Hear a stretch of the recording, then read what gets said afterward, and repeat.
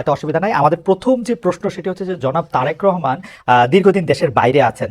আমরা দেখেছি যে 5ই আগস্টে ক্ষমতার পট পরিবর্তনের পরে শেখ হাসিনা পালিয়ে যাওয়ার পরে তিনি ভার্চুয়ালি একটি জায়গায় তার পরদিনই ভার্চুয়াল বক্তব্য দিয়েছিলেন, বিভিন্ন অনুষ্ঠানে অনলাইনে সক্রিয় থাকছেন, বক্তৃতা দিচ্ছেন। কিন্তু বিএনপির পক্ষ থেকে কি আসলে, দেশের পক্ষ থেকে এই দাবি আছে তাকে দেশে আসার, বা তারা মানে বিএনপি কখন মনে করে যে জনাব তারেক রহমানের দেশে ফেরা উচিত, মানে সে সময়টা কখন হতে পারে?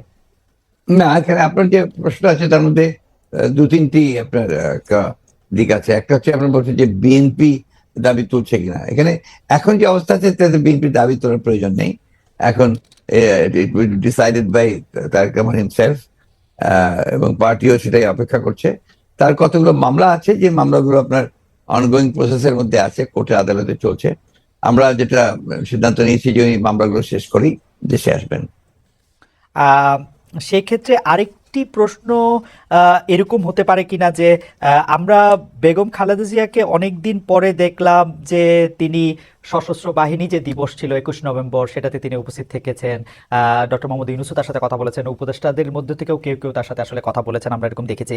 আহ, যদি এই মুহূর্তে নির্বাচন হয়, যেটি আসলে বিএনপি যৌক্তিক সময়ের মধ্যে নির্বাচন দাবি করছেন, তাতে বেগম খালেদা জিয়া কি প্রার্থী হবেন, বা বিএনপি সংসদ নেতা বা প্রধানমন্ত্রী হিসেবে কাকে চাইতে পারে, চেয়ারম্যান নাকি ভারপ্রাপ্ত চেয়ারম্যান? এখানে এই মুহূর্তে এখনই আমাদের এই প্রশ্নগুলো নিয়ে আমরা আপনার কাজ করছি না। কারণ আমরা এখন আমাদের সামনে যে সবচেয়ে বড় চ্যালেঞ্জ সেটা হচ্ছে যে আপনার এই ইন্টারিম গভর্নমেন্টের কাজগুলো তারা যেন শেষ করতে পারে। অর্থাৎ যে সমস্ত সংস্কারের বিষয়গুলো আছে, সেই সংস্কার যে কয়েকটা আপনার খুবই আহ, নির্বাচন কেন্দ্রিক এবং প্রয়োজনীয়, সেই সংস্কারগুলো করে নির্বাচনের কথা আমরা বলছি। এবং আমরা মনে করি যে এটা আপনার যথা সময়ে সেটা অনুষ্ঠিত হবে। এবং দেশনেত্রী বেগম খালেদা জিয়া তো আমাদের পার্টির চেয়ারপারসন, এবং তিনি যদি নির্বাচন করতে সক্ষম হন শারীরিকভাবে, তাহলে অবশ্যই তিনি নির্বাচন করবেন। অন্যদিকে যেন তারেক রহমান সাহেব আমাদের দলের হচ্ছেন ভারপ্রাপ্ত চেয়ারম্যান এখন আছেন, এবং তিনিও নির্বাচন করতে চাইলে তিনিও নির্বাচন করতে যদি চান সেটা উনি করতে পারবেন, যে কটা সিটি তিনি করতে চান। তো এই নিয়ে কোনো সমস্যা নেই। সুতরাং খালেদা জিয়া নির্বাচন করলেন, প্রধানমন্ত্রী হলেন, বা তারেক রহমান সাহেব নির্বাচন করে প্রধানমন্ত্রী হলেন, এটা নিয়ে কোনো সমস্যা নেই। এই ব্যাপারে পার্টিতে আমাদের কোনো সমস্যা আছে বলে আমি মনে করি না। আলোচনা আছে কিনা, মানে মানে কে হবেন না না, এই ধরনের আলোচনার এখন প্রয়োজন নেই। কারণ খালেদা জিয়া, বেগম খালেদা জিয়া এখনো বেশ অসুস্থ। উনি আগামীকাল কয়েকদিনের মধ্যে উনি যাবেন লন্ডনে চিকিৎসার জন্য। এবং সেখানে যদি তাকে প্রয়োজন হয় সেখান থেকে তিনি আমেরিকাও যেতে পারে, তার প্রয়োজন হয় চিকিৎসার জন্য। তো আমরা তাকে সম্পূর্ণ সুস্থ করে, আল্লাহ যেন তাকে সুস্থ করে নিয়ে আসেন সেটাই চাইবো, সেটাই চাচ্ছি আর কি। আহ, এই প্রসঙ্গে আর কি, মানে এই 1-2 নাম্বার প্রশ্নের প্রসঙ্গে শেষ প্রশ্ন, যে আপনি জনাব তারেক রহমানের মামলার কথাগুলি বলছিলেন, জনাব তারেক রহমানের মামলাগুলো থাকার কারণে কি তিনি দেশে আসার ব্যাপারে দেশকে নিরাপদ মনে করছেন না, এরকম কোনো কিছু কি আপনাদের মধ্যে না মনে আছে? না না, সেই ধরনের কিছু ব্যাপার নয়। তার মামলাগুলো আমরাই চাইছি, দল চাইছি আমরা, তাকে একেবারে আমরা মানে পুরোপুরি ভাবে মামলা মুক্ত করে নিয়ে আসতে চাই। যেহেতু তার মামলাগুলো সবই মিথ্যা মামলা, সাজানো মামলা, যার সমস্ত এভিডেন্সেস আর দেয়ার। সুতরাং সেই ক্ষেত্রে তার যত দ্রুত সম্ভব আমরা আশা করি যে মামলাগুলো নিষ্পত্তি হয়ে যাবে। আজকের একটু কথায় আসি, যে সংবিধানে উপপ্রধানমন্ত্রী পদ রাখা সহ আরো কতগুলি সংস্কারের প্রস্তাব বিএনপি দিয়েছেন। উপপ্রধানমন্ত্রী বা উপরাষ্ট্রপতি, তারপরে সংসদ উচ্চকক্ষ, গণভোটের বিধান প্রবর্তন করার প্রস্তাব। জি। তো এইগুলি যদি সংবিধানে যাচাই বাছাই করে দিতে হয় তাহলে তো কিছুটা সময় লাগবে। আপনার কাছে যৌক্তিক সময়টা কত মনে হয়, যে এই সরকারের কাছে কতটা সময় আসলে দেওয়া উচিত সরকারকে আসলে যৌক্তিকভাবে? আমরা এখন পর্যন্ত কোনো সময় বেঁধে দিইনি। হুম। এবং আমরা যেহেতু মনে করছি যে যে সরকার কাজ করছেন, এবং ইতিমধ্যে কমিটিগুলো হয়েছে, কমিশনগুলো হয়েছে, কমিশনগুলো তারা দ্রুততার সঙ্গে কাজ করছেন। এবং আমরা আশা করি যে যত দ্রুত সম্ভব তারা করতে পারবেন। এটা তাদের উপর নির্ভর করবে যে তারা কখন নির্বাচনটা দিতে পারছেন। আম, আপনারা কোনো টাইম ফ্রেম, টাইম না, লাইন? আমরা কোনো টাইম ট্র্যাক দেইনি। আমরা যেটা বলেছি যে একটা, যেটা আপনার লজিক্যাল, সেই সময়টুকু নিয়ে তারা করবেন।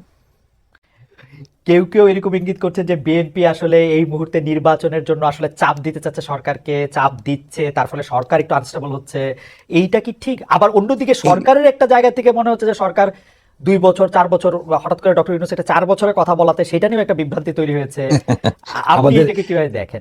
আমি দেখি একটু ভিন্নভাবে। জি। এটা দেখি যে আমাদের দেশের মিডিয়া বা আপনারাই যারা মিডিয়ায় কাজ করেন, হুম, হুম, আপনার সাথে স্পেকুলেশন করেন হুম, এবং স্পেকুলেশন করলে এটা আপনাদের হয়তো বা খুব ভালো না হয়, কিন্তু আমাদের জন্য আমরা এই ব্যাপারটাতে আমি ব্যক্তিগতভাবে খুব বেশি আগ্রহী নই। হুম, কারণ আমরা আপনি যে কথাগুলো বললেন তার একটার সঙ্গে কোনো বাস্তবতার মিল নেই হুম, হুম। এবং আমরা সেই ধরনের কোনো চিন্তা করছি না বা সে ধরনের করছেও না।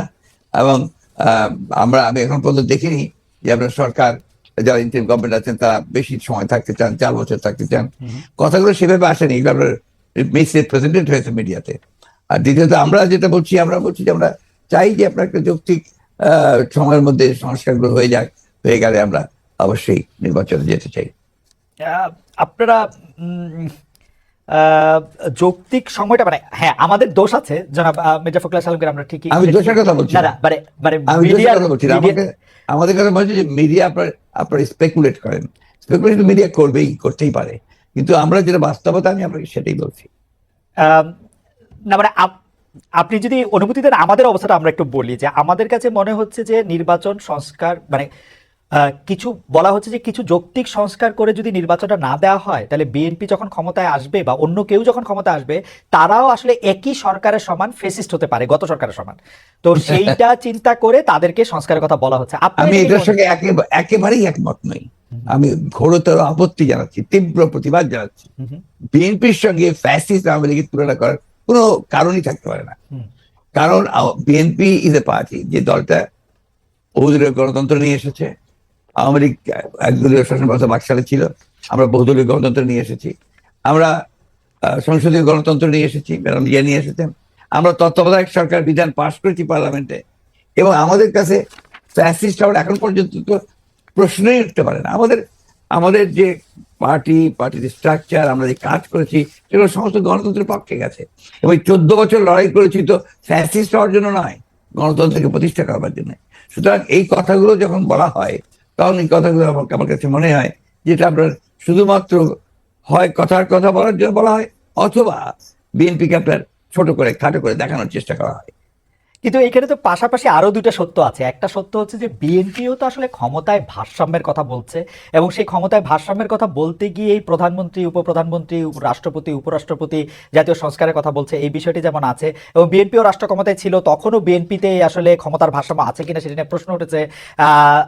আবার আপনি যদি আমাকে অনুমতি দেন আমি বলবো যে বিএনপির একজন খুব গুরুত্বপূর্ণ শীর্ষস্থানীয় নেতা জনাব মওদুদ আহমেদ, আমি তাকে কোট করছি, তিনি লিখেছিলেন আমরা ক্ষমতায় গেলে বিএনপি সাফল্য হবে আরো কম, কারণ দলটির শাসন কৌশলে কোনো উন্নতি হয়নি, দলটিতে নেই কোনো আত্মোপলব্ধি এবং আত্মসংশোধন শব্দ দুটির অস্তিত্ব। অর্থাৎ এরকম কথা কিন্তু আছে। মওদুদ আহমেদের কথাই যে আপনার চূড়ান্ত কথা তা তো নয়। জি। মওদুদ আহমেদ তার দৃষ্টিকোণ থেকে তিনি ওই কথাগুলো বলেছেন। আমি তো মনে করি যে কথাগুলো সঠিক নয়। বিএনপি একটা পার্টি, যে পার্টিটা আপনাকে গণতন্ত্রকে রিইন্ট্রোডিউস করেছে, মাল্টি পার্টি সিস্টেম ইন্ট্রোডিউস করেছে, আগে আমি বললাম, আর রিপিট করতে চাই না।